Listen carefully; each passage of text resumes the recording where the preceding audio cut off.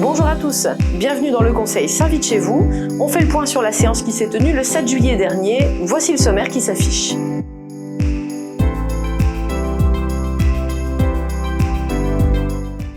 Alors, une délibération est venue cadrer la gratuité de l'occupation du domaine public pour les commerçants oisirois. Évidemment, dans la continuité du travail amorcé par Sébastien Sacmani en soutien aux commerçants, nous avons voté cette délibération qui vient valider la gratuité de l'occupation de l'espace public. Une inquiétude quand même, c'est que cela donne lieu à la signature d'une convention au cas par cas. Le projet de convention n'a pas été transmis au conseil municipal malgré notre demande, mais M. Desmond s'est engagé à nous les transmettre une fois signés. Ce que nous ne souhaitons pas, c'est que certains aménagements soient permis à certains et pas à d'autres, et notamment qu'il y ait des refus pour des causes autres que de la sécurité.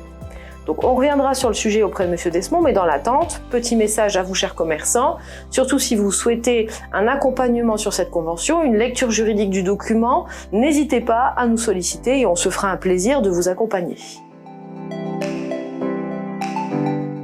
Sur la restauration scolaire, une avancée notable quand même, puisque les tarifs restent les mêmes, sauf que les tranches d'éligibilité ont été élargies. On vous les affiche à l'écran.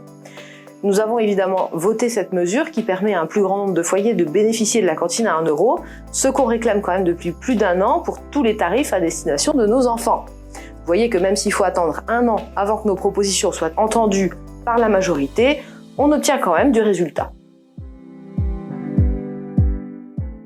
Sur le rachat du local, Monsieur le sous-préfet, que nous remercions pour la réactivité avec laquelle il a pu répondre au courrier de Jacques Michon, a confirmé que le groupe Agir ne pouvait pas prendre part au vote.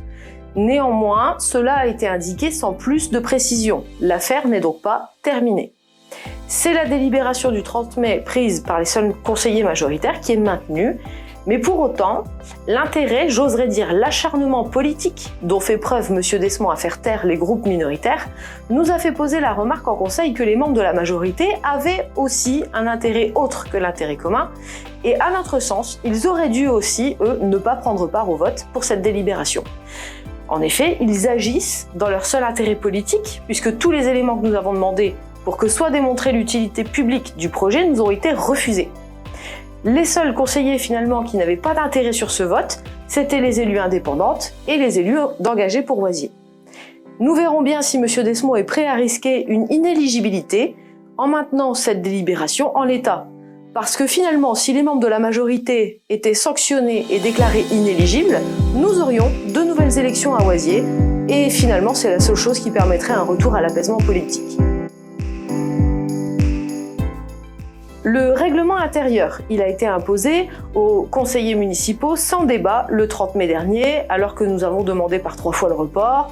On a demandé à être reçus en amont pour en échanger, comme en 2021, ce qui nous a été refusé. Bref, les temps de parole ont notamment été cadrés pour soi-disant que les conseils durent moins longtemps.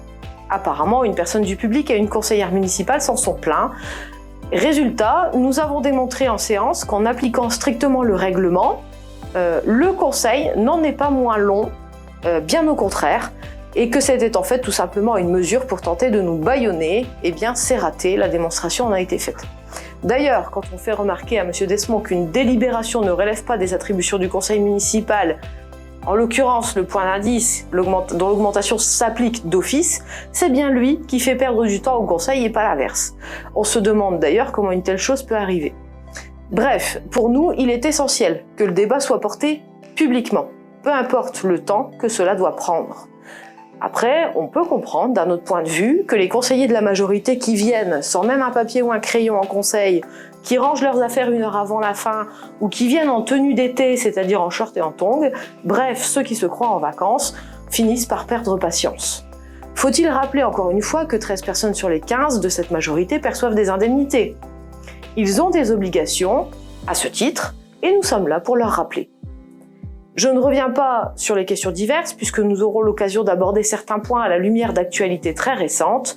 Juste un petit aparté pour M. Desmond, puisque ses remarques en conseil me laissent à penser qu'il nous suit tout particulièrement via nos vidéos.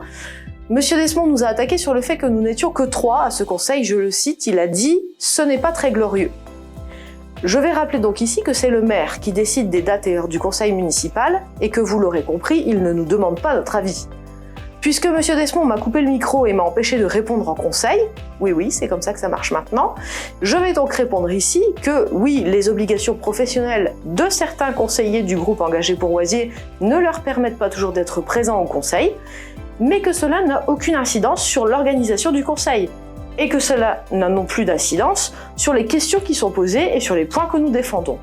Ce qui est extraordinaire en revanche, c'est que l'équipe de M. Desmond ne soit jamais au complet, alors que c'est lui qui décide du calendrier. Par contre, dès qu'il y a un absent, il perd le quorum au conseil, et ça, on a pu le voir, cela a une vraie incidence sur le conseil. Alors je vais le redire ici pour que ce soit bien clair, toutes les tentatives de la majorité pour attaquer les groupes minoritaires resteront vaines, même le fait de nous attaquer au tribunal judiciaire, puisqu'un huissier est venu nous informer de cette procédure à notre rencontre. Si la majorité veut siéger tranquillement, nous le réclamons encore une fois, il faut qu'elle reparte aux urnes, car pour nous, le choix doit revenir aux Oisiérois. Toute l'équipe se joint à moi pour vous souhaiter un bel été, et on se retrouve très vite à la rentrée.